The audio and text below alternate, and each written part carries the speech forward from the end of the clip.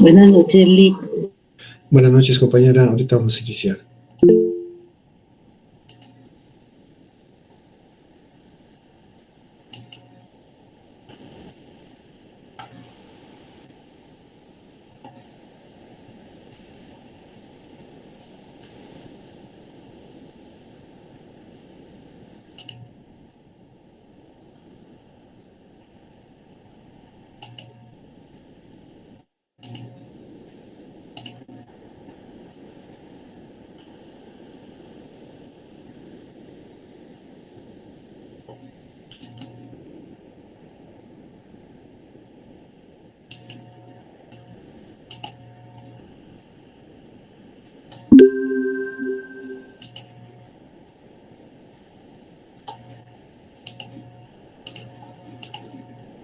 Muy buenas noches, compañeros. Vamos a empezar con la clase del día de hoy. El día de hoy vamos a platicar sobre dos elementos más de los contratos. Ya habíamos nosotros abordado en clases anteriores lo que eran los elementos del contrato, los elementos esenciales comunes, especiales, especialísimos, naturales y accidentales. Luego tuvimos la oportunidad de ver ya más despacio lo que era la capacidad, el consentimiento, los vicios del consentimiento, y hoy vamos a ver lo que es el objeto y también un elemento más que ha sido muy polémico. Pero comencemos primero con el objeto. El objeto no es más que la realidad material o jurídica de una obligación constituida a través de un contrato. Leamos el artículo 1538, por favor, compañeros. Dice el artículo 1538, objeto del contrato.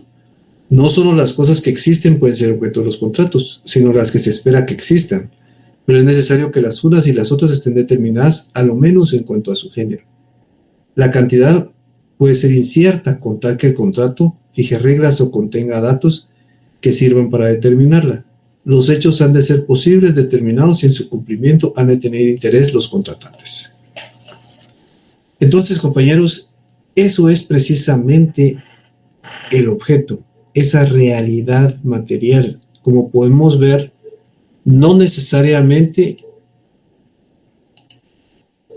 no es necesario que el objeto esté totalmente definido, pero sí debe en determinado momento establecerse las características que pueda tener o los lineamientos para que sea determinable. Por otra parte,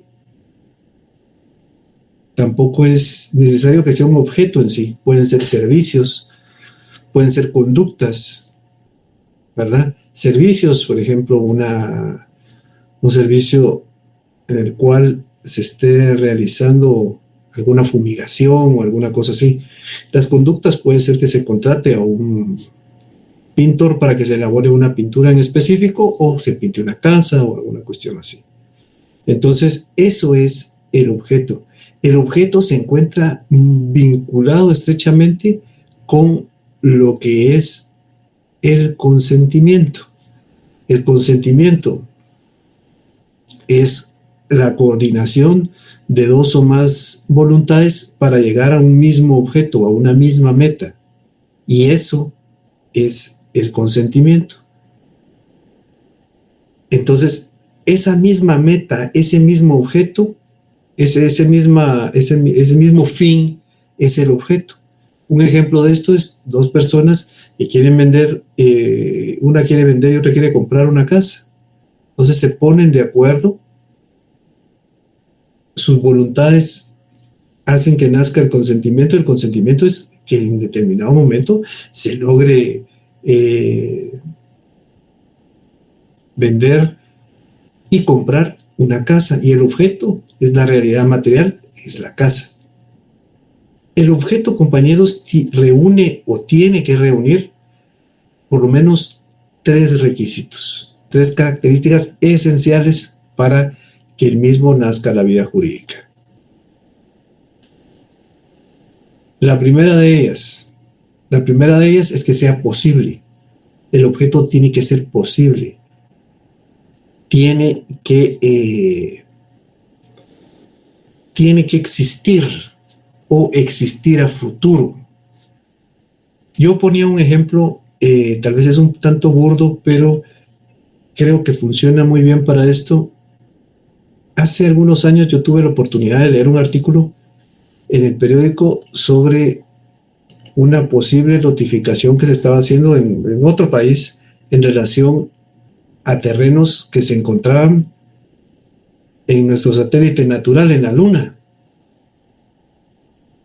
Entonces, realmente eso no es posible por el momento. Tal vez la tecnología avance lo suficiente en unos años y eso ya sea posible, pero en este momento no lo es. Entonces, bueno, miren, me estoy viendo un terreno,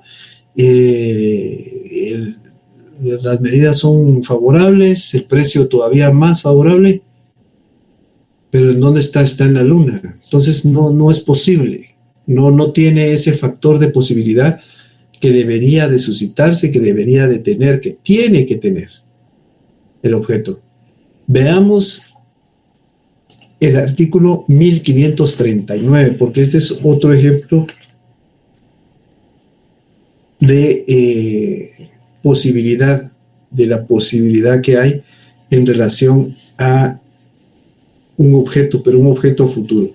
Dice, el artículo 1539 se prohíbe todo contrato sobre el derecho de suceder en los bienes de una persona que no ha fallecido o cuyo fallecimiento se ignora.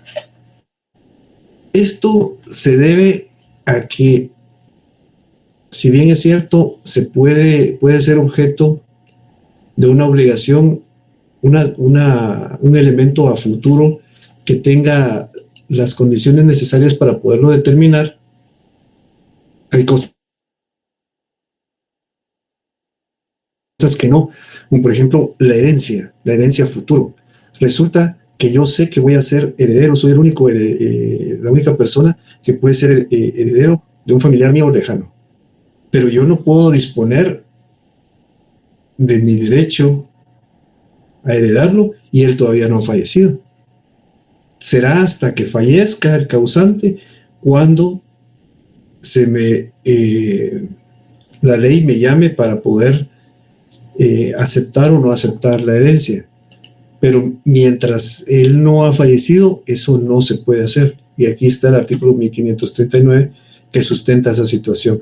Y esto se debe a que en el tiempo de los romanos, precisamente en el Imperio Romano, eso se veía muy mal.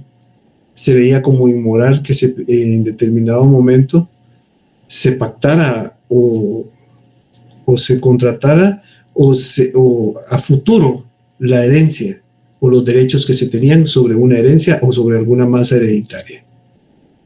Segundo requisito de este elemento, tiene que ser lícito, se tiene que encontrar de conformidad con lo que la ley establece.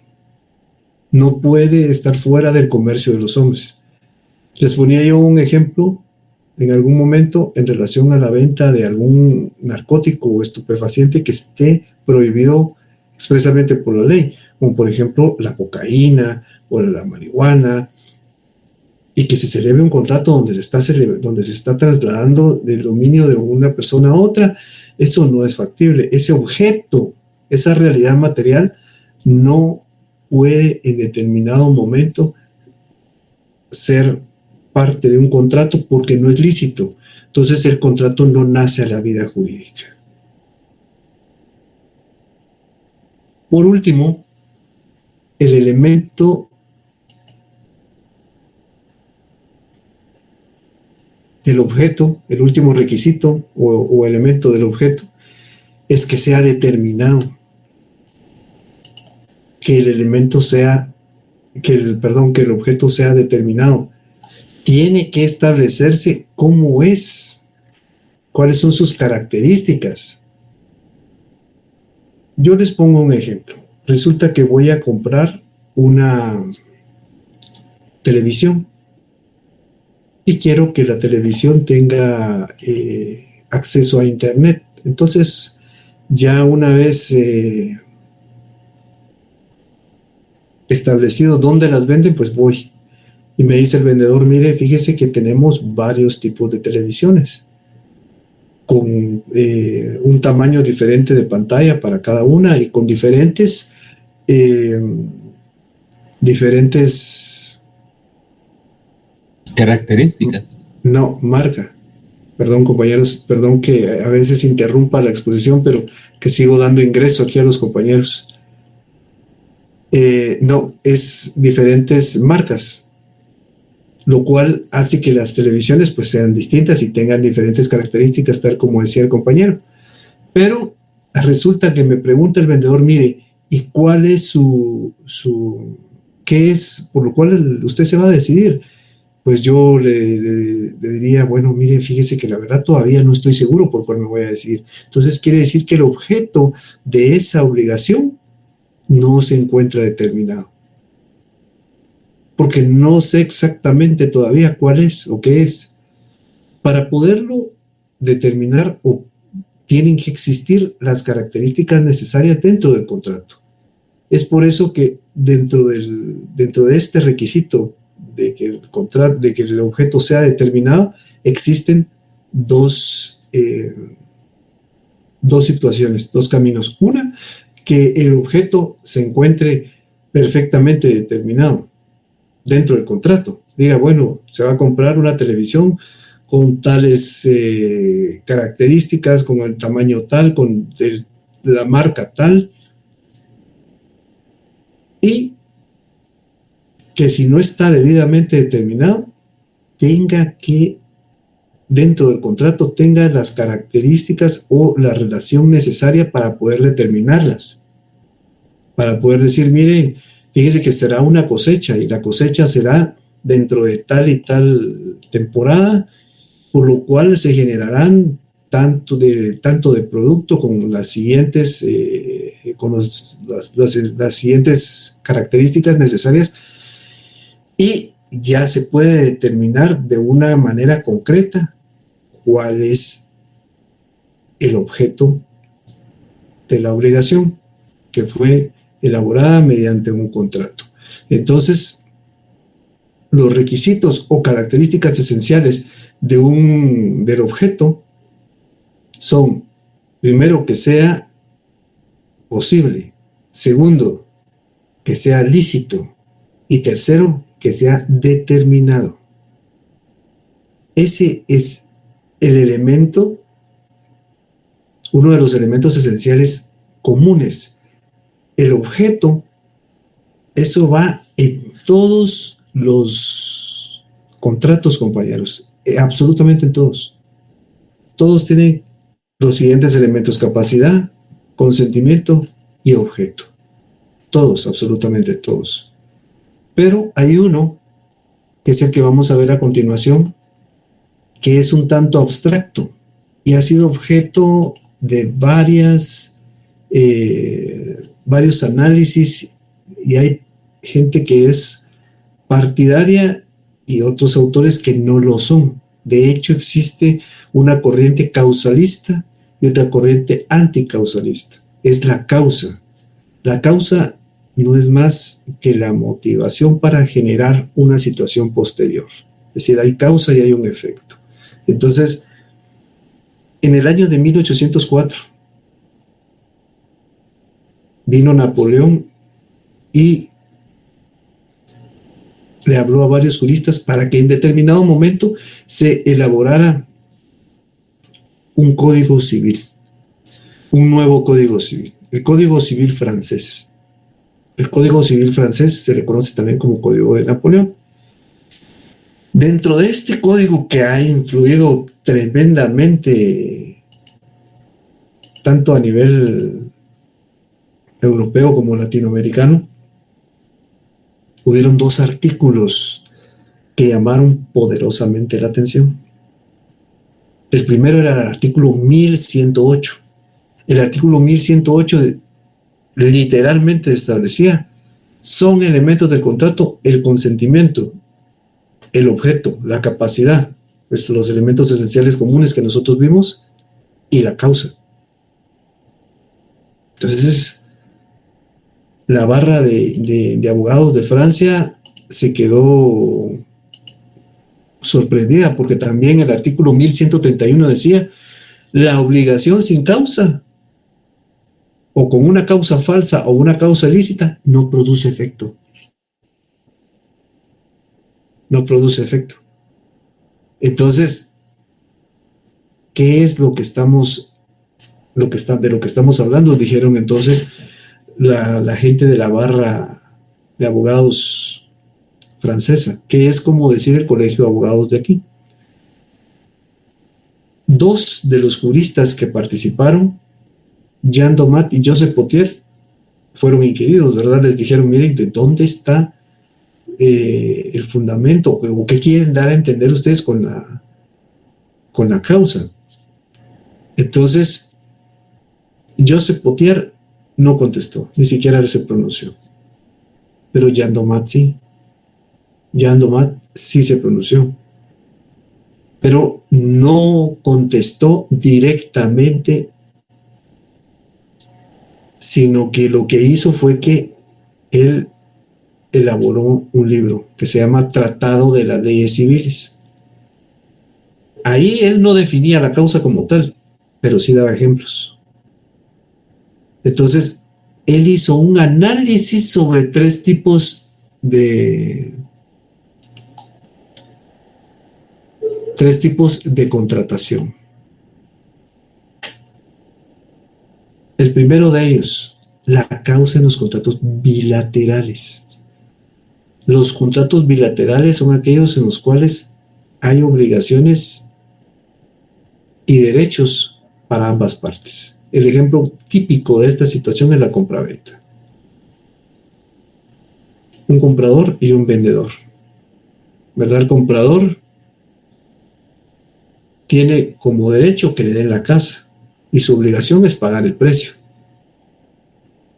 El vendedor, su derecho es que le paguen el precio y su obligación es entregar la casa, si es que fuera una casa a la venta que se estuviera realizando.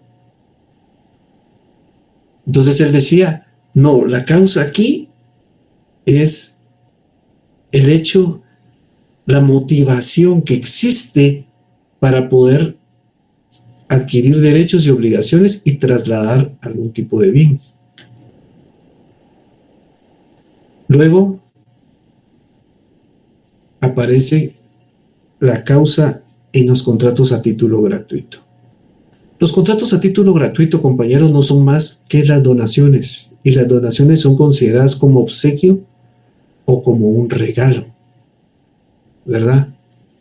Porque ahí una de las partes tiene todas las obligaciones y la otra solo tiene derechos. Entonces, se afirmaba en ese momento que la causa, es decir, la motivación para que exista un resultado, era el animus donandi, el ánimo de donar, ¿verdad? El ánimo de donar era lo que motivaba a celebrar este tipo de contratos. El ánimo de donar es algo bastante humano, compañeros. Es algo que va sobre condiciones de mucha sensibilidad humana. Entonces, él decía que ese era la causa de ese tipo de contrataciones, un poco distinto a los contratos bilaterales, donde en ambos contraían obligaciones y derechos. Luego, en los contratos reales. Los contratos reales son aquellos que se perfeccionan con la entrega de un bien. El ejemplo son los contratos de depósito. Un ejemplo concreto que yo les pongo aquí son los depósitos en los bancos, las cuentas de ahorro. Yo no puedo obtener ningún beneficio si antes no deposito. Yo quiero ganar una buena tasa de interés.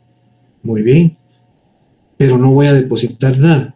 Entonces no puedo obtener ningún beneficio. Entonces, para que se produzca ese resultado, tiene que existir una causa. Esa motivación que yo tengo para poder obtener un beneficio. ¿Y cuál es el beneficio? Que me paguen más intereses. Entonces, ¿qué voy a hacer? Voy a depositar. Es decir, voy a entregar un bien. En este caso, voy a entregar dinero para que se me pueda en determinado momento otorgar ciertos beneficios a través de los intereses. Entonces vino Jean Domat, perdón, y hizo este análisis, ¿verdad? Se refirió a los contratos bilaterales, luego los contratos a título gratuito y por último a los contratos reales. Pero lo que sucede, compañeros, es que siempre existen gente que está a favor y gente que está en contra. Entonces, esto fue a principios del siglo XIX. A principios del siglo XX, casi 100 años después, aparecieron 3 juristas, Ernest, Laurent y Planiol, también franceses, por ahí por el año de 1926. Entonces Ernest dijo, no es posible que la causa sea un elemento más de la contratación. Y fue apoyado por Laurent, que precisamente había sido su alumno. Entonces, para ellos, los únicos elementos que existían era la capacidad, el objeto lícito, ya lo vimos ahorita con anterioridad, y el consentimiento. Y para ellos no había otro elemento. Entonces, para ellos, esa motivación era lo mismo que la realidad material o jurídica, era lo mismo que el objeto. Para ellos. Entonces aquí surge lo que era o lo que se le denomina como doctrina anticausalista, que va en contra de la causa, no acepta la causa como un elemento más. Y Planiol, el último de los juristas que dieron origen a la doctrina anticausalista, hacía un análisis bien interesante porque su análisis era más bien sobre lo científico, decía la causa precede al efecto. Entonces, para ellos en las obligaciones bilaterales, como las prestaciones son simultáneas, ¿verdad? Que se da en un mismo momento en un mismo momento se suscita los derechos y en un mismo momento las obligaciones. Entonces, para ellos eso no era lógico. Entonces ahí la causa no tenía cabida. Luego transcurrió otro tiempo más, transcurrieron aproximadamente 10 años, hasta que en las jornadas de Tolosa, que fue un congreso, aparece otro abogado, otro nuevo jurista, de apellido José Serrano. Y él, en lugar de ponerse tanto en la vía causalista como en la vía anticausalista, quiso resolver la situación, pero hizo un análisis. Y se puso a estudiar lo que al inicio Jean Domat había emitido en su tratado de las leyes civiles. Había ido a los contratos bilaterales y decía, ¿por qué debe de tomarse la causa como un elemento en los contratos bilaterales? Porque si bien es cierto que tanto los derechos como las obligaciones son simultáneas, hay una motivación que provoca que eso se dé, que ese resultado se dé. Por ejemplo, vamos a celebrar una compraventa, vamos a comprar una vivienda. La motivación es comprar la vivienda o venderla, depende si es el vendedor o el comprador. Y ese va a ser el resultado que tanto las obligaciones como los derechos se den de manera recíproca. Eso es. Entonces a eso se le denominaba para él causa. Entonces en ese tipo de contratos sí cabía la causa como elemento. En ese tipo de contratación la causa sí se podía suscitar, sí se podía presentar. Luego vino y llegó a los contratos a título gratuito. Esos contratos que son muy humanos, son humanitarios. Entonces, para él, el animus donandi, ese ánimo de donar, no era suficiente. No era en realidad lo que debería de generarse en determinado momento. No era una causa legítima. ¿Y por qué no era una causa legítima? Hace unos días nosotros tuvimos una clase en la cual platicamos sobre la simulación y el tema de la donación salió a relucir, donde muchas veces se utilizaba la donación para evitar los impuestos que pudiera generar la compraventa. Pues eso no es algo nuevo. Eso ya se suscitaba, ya se presentaba en esa época. Y precisamente vino Jonserrat y dijo, no, la donación no es precisamente el animus donandi, el ánimo de donar, el ánimo de entregar, ese ánimo humanitario. Esa no es la causa. La causa son móviles intrínsecos, es decir, puede haber situaciones distintas, como el hecho de tratar de evitar el pago de impuestos a través de este contrato. Entonces, él decía, no, los contratos a título gratuito no son susceptibles de la causa. La causa ahí no se presenta, o se presenta una causa falsa. Porque yo puedo decir, bueno, mire, voy a donar mi casa, se la voy a donar a mi hermano, pero resulta que tal vez se lo estoy vendiendo, con tal de, él me está pagando, con tal de evitar los impuestos, puedo hacer eso. Entonces ahí no es el hecho de que yo quiera donar. Luego, él hizo un análisis sobre los contratos reales. Los contratos reales, aquellos en los cuales se entrega un bien para poder obtener beneficios.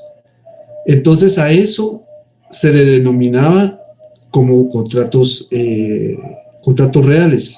La causa en los contratos reales sí se aceptaba en este tipo de contratos porque se está entregando en determinado momento un bien para que se produzcan efectos. Entonces, la causa es entregar el bien para que hayan beneficios que en determinado momento se puedan obtener. El hecho de que nosotros depositemos cierta cantidad de dinero en una cuenta de depósito sirve para que en determinado momento nosotros podamos obtener los beneficios correspondientes, intereses, puntos, casas, así dice uno de los anuncios que se divulga en los medios de comunicación, pero eso solo lo vamos a obtener si depositamos. Entonces, para él, la causa, según lo establecía Jean Domat y Potier, sí operaba perfectamente en los contratos reales. Los únicos en los cuales no era, no operaba como debería, es en los contratos a título gratuito. Entonces ahí la causa no funcionaba bien, únicamente en los contratos bilaterales y en contratos reales. Pero eso es en Francia, de donde se originó, de donde viene este tema tan abstracto. Ahora, ¿qué pasa en la legislación guatemalteca? ¿Será que la reconoce nuestro código? Veamos el artículo 1251, por favor, compañeros.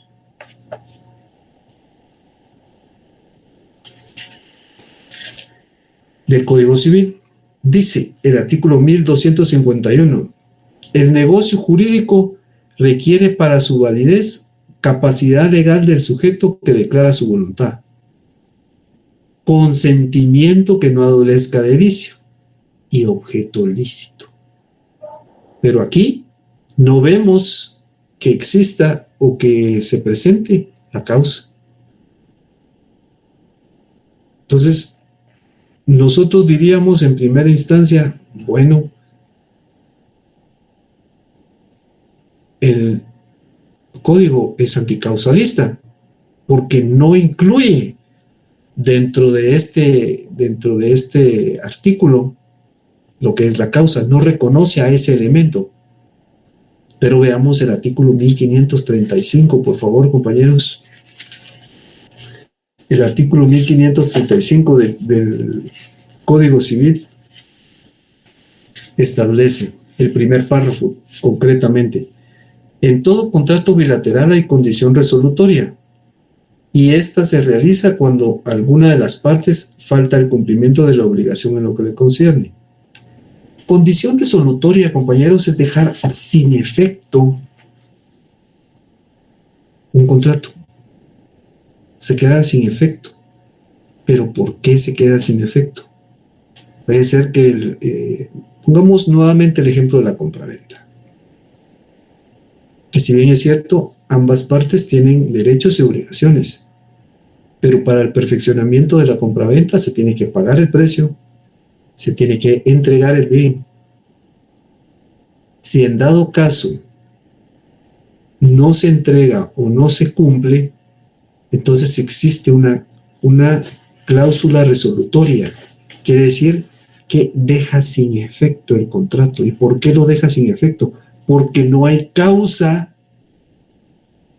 para que el mismo nazca la vida jurídica. No existe una causa para que el mismo surta todos sus efectos. ¿Y por qué no existe una causa?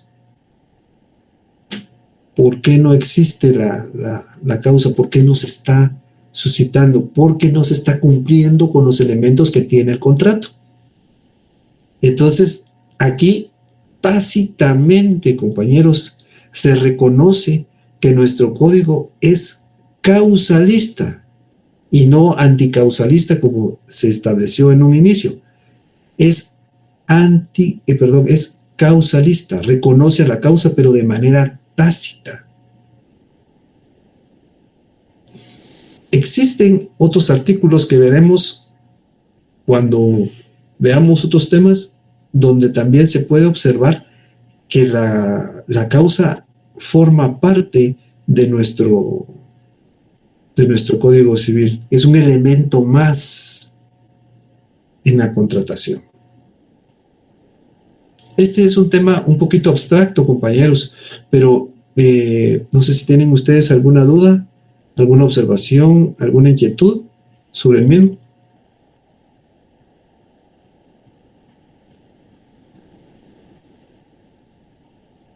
Para mí todo claro, licenciado. Gracias. Muchas gracias, compañera. Miren, compañeros, el día 30 de agosto nosotros tenemos nuestro examen. Entonces, el día de mañana yo les voy a hacer llegar a través de los grupos de WhatsApp, y en Classroom les voy a hacer llegar el laboratorio. El laboratorio es un resumen en preguntas de todo lo que hemos visto, para que ustedes respondan las preguntas y estén bien preparados para el examen, compañeros. También tienen las diapositivas que les hemos hecho llegar, y también el libro que está en Classroom para que ustedes puedan consultarlo. Entonces, les agradezco mucho su atención, compañeros, y nos vemos el día 30. Que pasen una feliz noche, compañeros. Dios me los bendiga. Gracias, Lick. Feliz noche.